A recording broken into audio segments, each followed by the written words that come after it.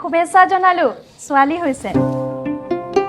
মাক কেনে আছে মাক আৰু সন্তান সম্পূৰ্ণ সুস্থ আইতা তোমাৰ টেনচন চিন্তা চব শেষ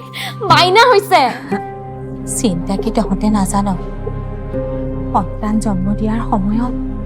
মাকৰ জীৱন শেষ হৈ যোৱা সেই অন্ধকাৰৰ দিনবোৰ তহঁতে দেখা নাই অন্ধকাৰৰ দিনবোৰ আগতে ইয়াত কোনো হস্পিটেল নাছিল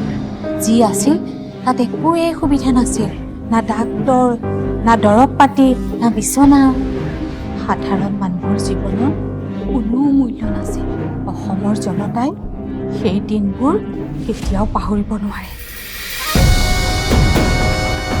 আই মাতৃসকলক কৰা অৱহেলাৰ এই দিনবোৰ মনত ৰাখিছে অসমে 70 বছৰৰ অৱহেলা মনত ৰাখিছে অসমে